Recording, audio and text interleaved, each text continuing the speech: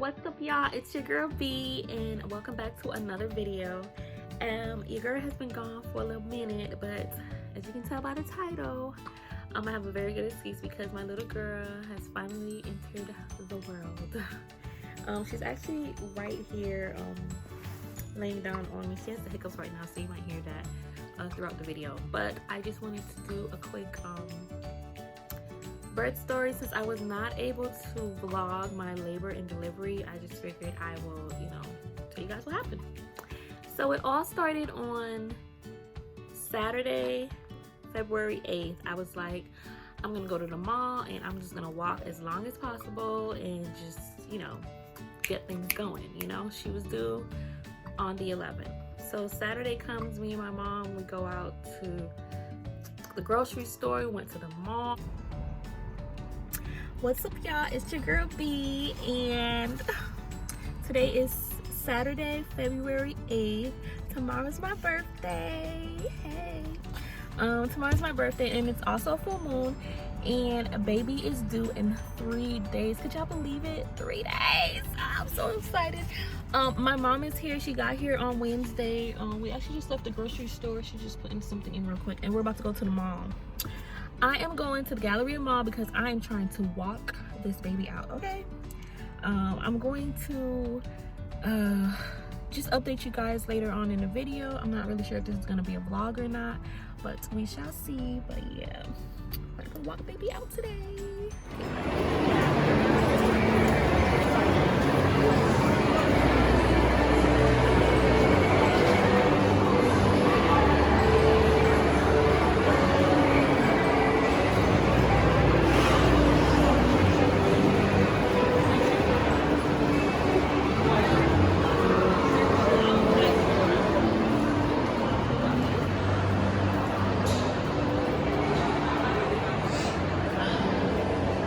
Walmart, we walked a lot that day.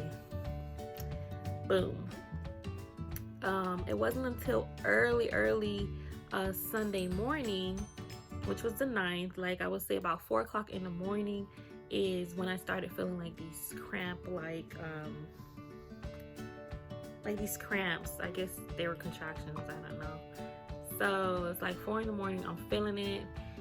And then I kind of TMI, but I kind of went to go do a bowel movement after that.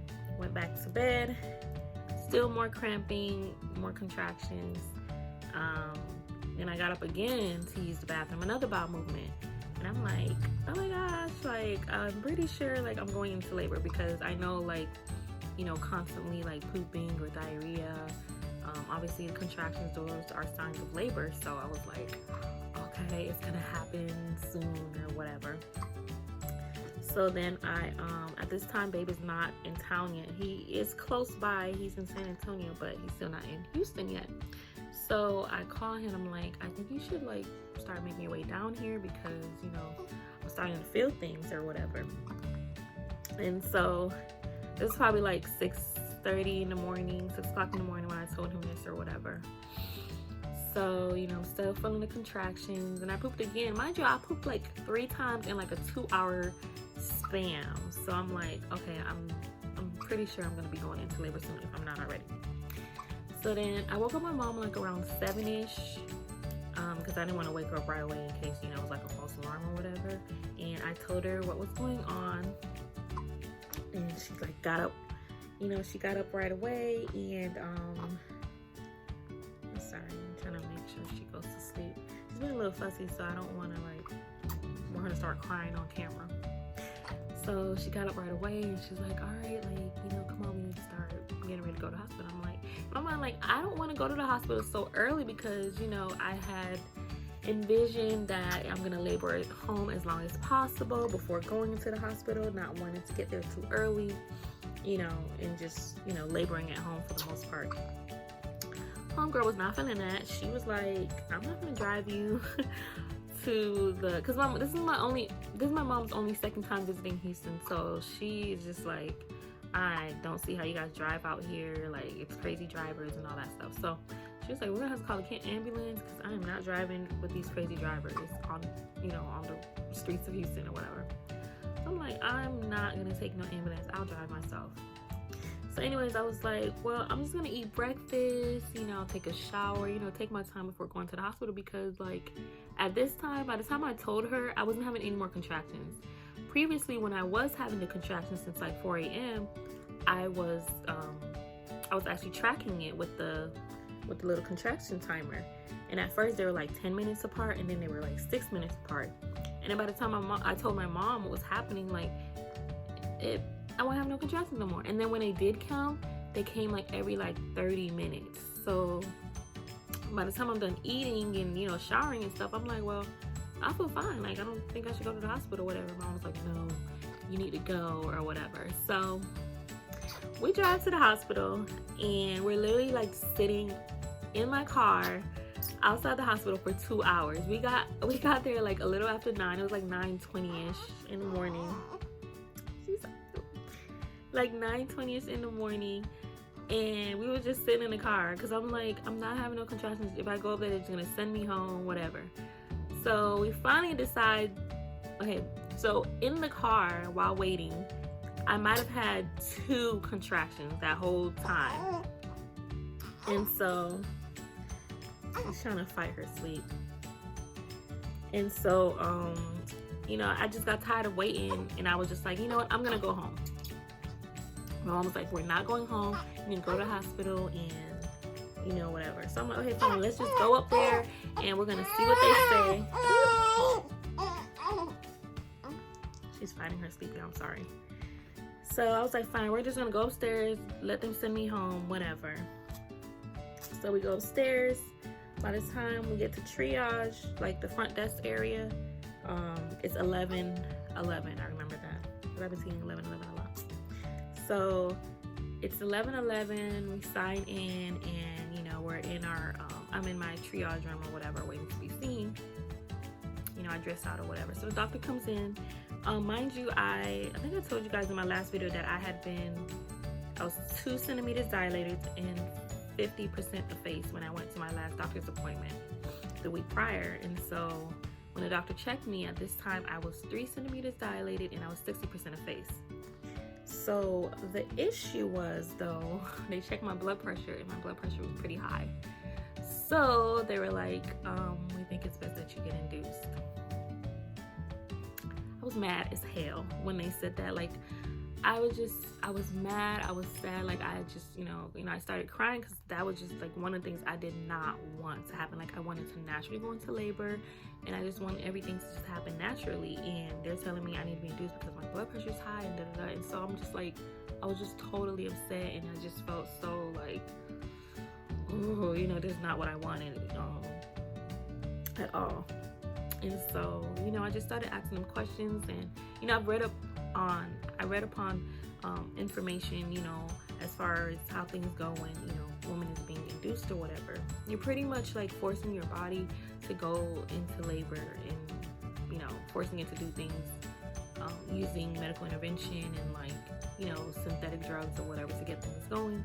And that's obviously not what I wanted to do. And I know they always use Pitocin.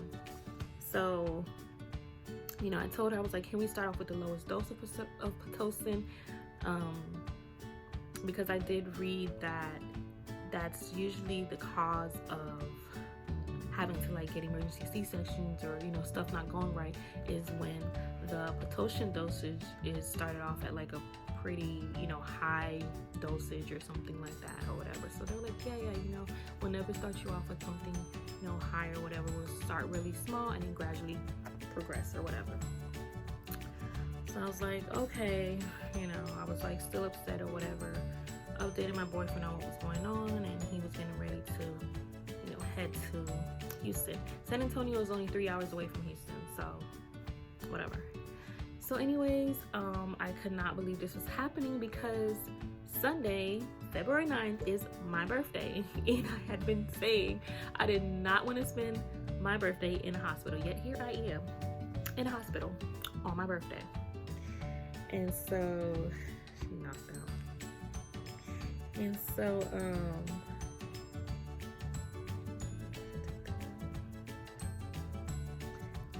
so they sent me over to the delivery room, and we got started on Pitocin at 12:43 p.m. And when the nurse put in my Pitocin, I asked her, you know, how long does it take before, you know, contractions started kicking in? And she said about 15 minutes. I think to like 5 minutes before I started feeling them contractions. Like, it was pretty fast, okay? So 5 minutes in and I'm already feeling it. You know, it was painful, but it was manageable. It wasn't like, oh my gosh, like I'm gonna die, you know, at first. So yeah, we started Pitocin, and you know, the contractions pretty much started, you know, right away or whatever. My nurse was awesome. Her name was Rachel, and I'm gonna write a review because I did tell her she had really good reviews on Google, and she had no idea, so I like read some of the reviews that people left about her or whatever. She's like, I'm gonna start reading those now. So anyways,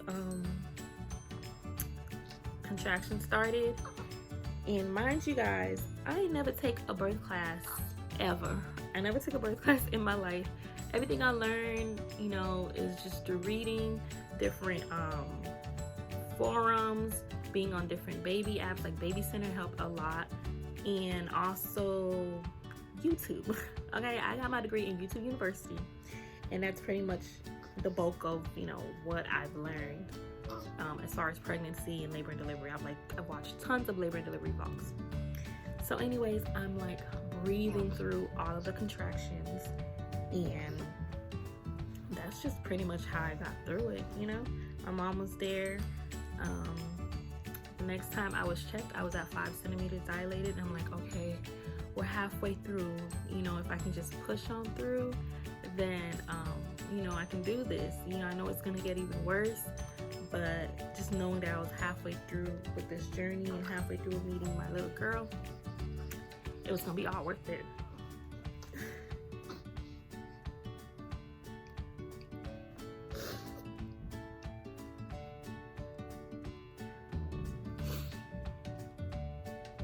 I don't know, I'm so emotional right now. So at 5 centimeters, she checked me. I was checked or whatever, and I was like, okay, you know, we're halfway through or whatever. So it started getting more intense. The doctor came in, and they were like, they're gonna break my water. But if after my water's broken and they check me and I'm still 5 centimeters dilated, that they were going to do something else. I forgot the name of it, but it's that it's kind of like that balloon thing they put inside of you and they blow it up to put pressure on your cervix. I don't remember the name of it, but that's pretty much what she was saying that they were gonna do if I, you know, didn't get past 5 centimeters after that. And in my mind, I'm like, no, I'm not doing. Oh, it's okay. In my mind, I'm like, yeah, that's not gonna happen. So we need to get this thing on the road. So when she did come back, I was 6 centimeters dilated. So that's good. Y'all, after that, like, it just got real. I really wish I was able to record it. Like, even when she was coming out, they wouldn't let my mom or boyfriend record or anything like that. So that kind of sucks. But anyways, like, it got real. Like, those contractions were intense. Like, I'm just like still like, first of all, I'm very proud of myself that I got through this. But I'm just like, whoa, did I really do this? And honestly, I did not get an epidural. But at the time, I was thinking, like, what am I doing? Like, why am I doing this to myself? Like, can I really get through it without getting an epidural? And I sure did. I sure did. It was like after 6 centimeters dilated, it was like, yo, like, oh my gosh. Like, I was like shaking the hospital bed rails and just like, I found it easier for me to labor standing up. Like, I was like standing up and like swinging side to side while breathing or whatever. Because being in a bed, like, that's just mad uncomfortable. And I don't see how people do that. Like, I honestly don't. At one time, my nurse did give me one of those peanut balls, I think it's called, to put in between my legs and just like, you know, labor a little bit like that on the side. And honestly, it didn't help nothing. That shit felt painful, and just laboring in bed period was not comfortable for me at all, which I had already known. Like, I knew like being in a bed or constricted to being in a bed was not gonna work out for me as far as like labor goes. So I'm not surprised at that. So time goes on, and I know, baby. I'm sorry. I don't know if I'm gonna be able to edit this, y'all. Whatever. It's a newborn. She's only 10 days old, so. But so yeah, so time goes on. Let's see if she'll make me finish. So time goes on, and you know, shit got real after she broke my water, which I already knew was gonna happen. So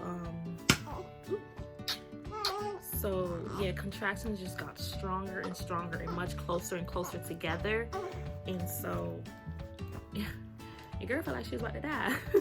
It really was. And so I just remember being like yelling to be checked again, because I'm like, yo, at this point I have to be a 10, if not damn near a 10, because like at that point my contractions were so strong that like I was already feeling the urge that I needed to push. Like it wasn't just the contractions where it was just like strong, like it was like strong as contractions plus like the pressure down there, like okay, it feels like I have to push. So I was like, I have to be at a 10, and I already knew like once you feel that pushing feeling, like it's about that time. So she checked me and I was at an 8. I'm like, oh my freaking goodness, like come on, like yo, like I was dying. Not even like 20 or 30 minutes later, I was like, you have to check me now, because at this point I have no control over what my body is doing. Like it's pushing on its own. Like I know she's coming out. Doctor came back in, checked me, and she was like, yeah, you're about a 10. All right, we're gonna get everybody in here. And I'm like, who is everybody? Like, why? Who else is coming in? You know? And it was literally like an entourage full of people, but everyone had their purpose. You know, just a whole bunch of different nurses and doctors or whatever their titles were. And so it was about that time. Mind you, boyfriend still isn't here yet.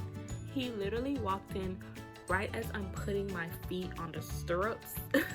Like the entourage came in, I'm getting my feet placed on the stirrups, and then he walks in and they're like, all right, dad's here. And I'm like, oh my gosh.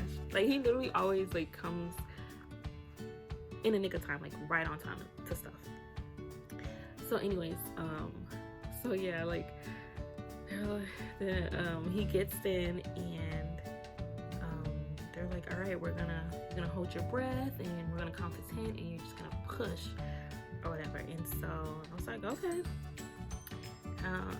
There you go. And so I was like, and it was like, no, don't make any noise. And I was like, okay, let's do this again. So I'm like, so I pushed, and I pushed it was 2 times or 3 times. 2 or 3 times, I want to say. I remember hearing the doctor say 2 times. Yeah, I remember the doctor saying I pushed twice. But that was because, y'all, like, she was literally already coming out. So by the time, like, I was in the stirrups and stuff, like, I was already crowning. So I felt that ring of fire. I, like, yo, like, she was, like, on her way out. So that's probably why I only pushed, like, twice. But, y'all, it was just so... I can't believe I did it. She came out at 4:31 p.m. So it was freaking awesome, because I had like prayed for this. I was like, I do not want a long labor. And literally my labor was 3 hours and 48 minutes. And so I was so happy. Wait, I'm crying.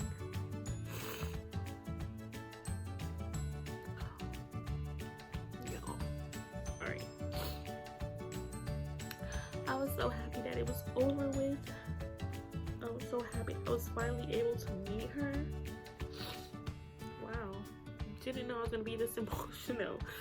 Oh, I ain't got nothing to wipe my face with. But y'all, she was here, healthy baby girl. I thought she was gonna be at least 7 pounds, because like I was all stomach. Like, y'all see me, I'm small as hell. It was literally all stomach, and I was just like eating so freaking much, and I thought like all that food was just going to her. She was only 6 pounds, so I was surprised about that. But baby girl was born healthy, no issues.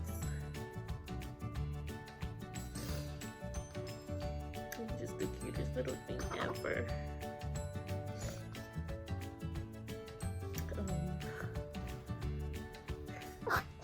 Bless you.